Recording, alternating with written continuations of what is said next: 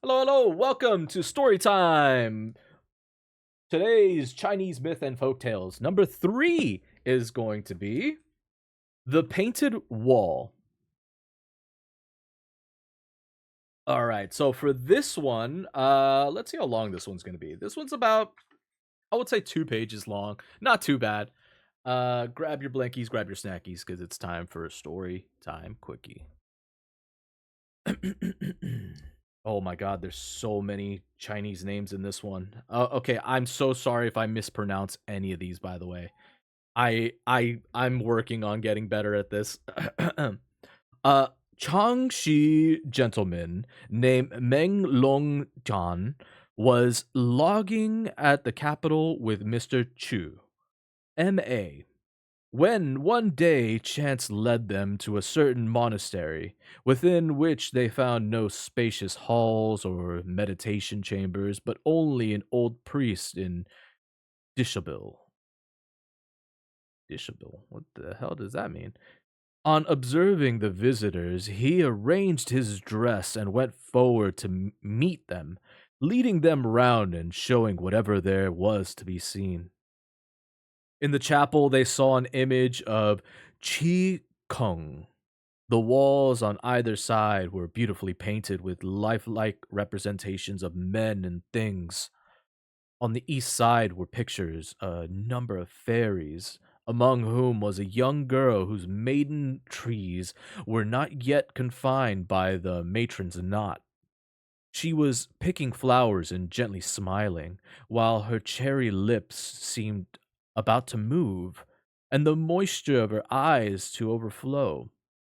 Mr. Chu gazed at her for a long time without taking his eyes off, until at last he became unconscious of anything but the thoughts that were engrossing him. Then suddenly he felt himself floating in the air, as if riding on a cloud, and found himself passing through the wall, where halls and pavilions stretched away one after another, unlike the abodes of mortals. Here, an old priest was preaching the law of Buddha, surrounded by a large crowd of listeners. Mr. Chu mingled with the throng, and after a few moments perceived a gentle tug at his sleeve. Turning round, he saw the young girl above mentioned, who walked laughing away. Mr. Chu at once followed her, and passing a winding balustrade, arrived at a small apartment beyond which he dared not venture further. But the young lady, looking back, waved the flowers she had in her hand as though beckoning him to come on. He accordingly entered and found nobody else within. Then they fell on their knees and worshipped heaven and earth together, and rose up as man and wife, after which the bride went away, bidding Mr. Chu keep quiet until she came back.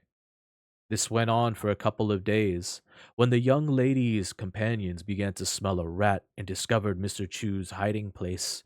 Thereupon they all laughed and said, "My dear, you are now a married woman, and should leave off that maidenly coiffure." So they gave her the proper hairpins and head ornaments, and bade her go bind her hair, as which she blushed very much but said nothing. Then one of them cried out, "My sister, let us be off. Two company, more's none."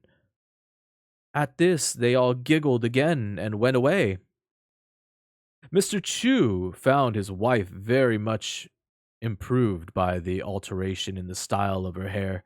The high top knot and the coronet pendant were very becoming to her.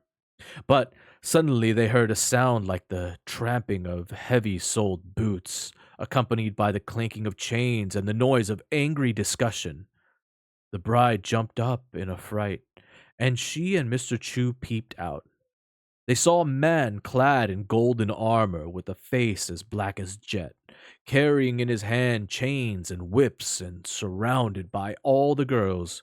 He asked, "Are you all here?" "All," they replied. If, he said, any mortal is here concealed amongst you, denounce him at once, and lay not up sorrow for yourself. Here they all answered as before that there was no one. The man then made a movement as if he would search the place, upon which the bride was dreadfully alarmed, and her face turned the color of ashes.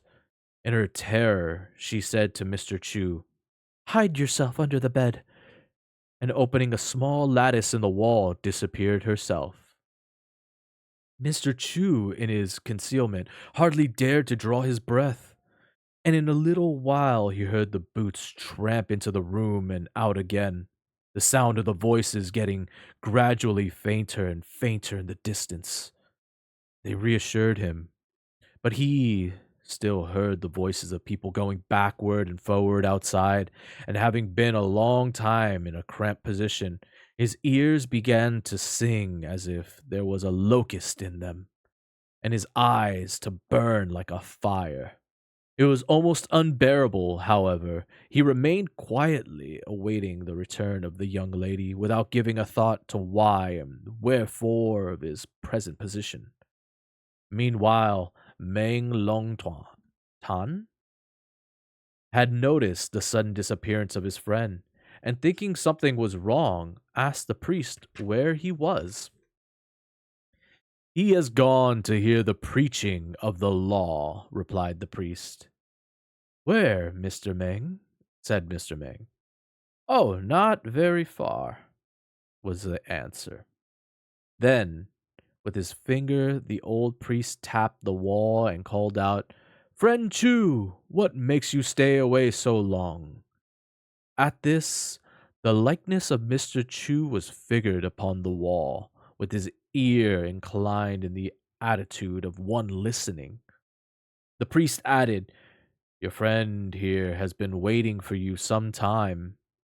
And immediately Mr. Chu descended from the wall, standing transfixed like a block of wood, with starting eyes and trembling legs. Mr. Meng was terrified, and asked him quietly what was the matter. Now, the matter was that while concealed under the bed, he had heard a noise resembling thunder, and had rushed out to see what it was. Here they all noticed that the young lady on the wall with the maiden's tresses had changed the style of her coiffure to that of a married woman. Mr. Chu was greatly astonished at this and asked the old priest the reason. He replied, "Visions have their origin in those who see them. What explanation can I give?" This answer was unsatisfactory to Mr. Chu. Neither did his friend, who was rather frightened. Now, what to make of it all? So they descended the temple steps and went away.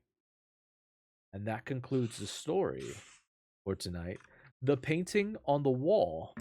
Hmm, interesting.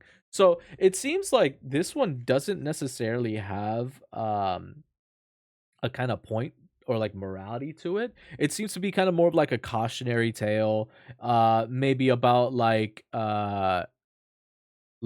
sleeping with somebody's betrothed maybe or something like that. It seems like to be kind of like one of those like like cautionary tales or something.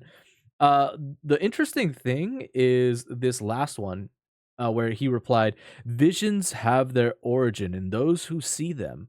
What explanation can I give?" That's what the priest says to the guy who's asking him about the painting of the girl and why she still has like the coiffures changed to the married woman style.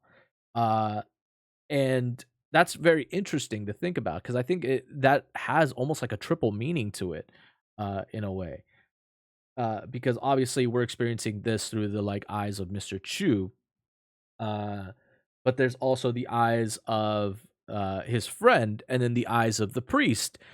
So three different points of views in this particular story that this is happening. You also have the point of view of the maiden in the wall, the painting, the people that live in the painting themselves. Uh, but that's kind of quite interesting. They all kind of perceive it in a different way. Uh, and that's kind of cool to think about that. This might be focused on Mr. Chu's experience, but it leaves you kind of wondering about the experiences of like everybody else that's involved. Like, how many times has the priest seen this painting change over time? This is the first time that this probably happened to Chu and his friend, but for the people in the painting, how often do things change so often that the painting changes? That's actually kind of a question that this kind of leaves unanswered a little bit. Uh, Chinese myth, though. So I don't think I think maybe there could be a little bit lost in translation as well. It seems like this has a proper translation to it, but maybe when like you're reading it or view kind of like reading the story in Chinese, it probably has like a different meaning for some of this stuff, especially maybe the ending as to where the priest probably says as well. Because you could translate it perfectly, but maybe you're not getting the same similar meaning. Uh, and that happens a lot with languages. I mean, it happens with Japanese, it happens with, Spanish as well too. Like, you can translate there's certain idioms in Spanish that don't translate all the way fully into English either, you know?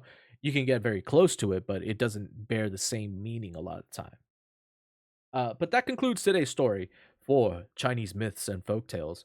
For next time, we are going to have planting a pear tree. So I hope you guys stop in for that one for next time. And I hope you guys enjoyed this one. If you're watching from YouTube, make sure you hit that like and subscribe. I'm going to be posting this up later, but there should be some boxes popping up right around this time for the Grimm's Fairy Tales and the Tales of Horror. Go check those out. Really good stories in there. Like the ones that you do like, because I probably will be going through some of these videos towards the end of my experience of reading some of this stuff, and I might choose to animate some of it. Might choose to do maybe like a reenactment, a like live reenactment of it, some kind of like theater capacity. Who knows? We'll see. I think the tough part is gonna be finding people that like that kind of style of stuff. Also, you know, not everybody's into like theater. But yeah, no, go check that out. Really appreciate it. Comment if you want. It helps with the algorithms. I will see you all on the next one. Bye. Wow, my camera's freezing like crazy. Bye. Bye bye bye bye bye.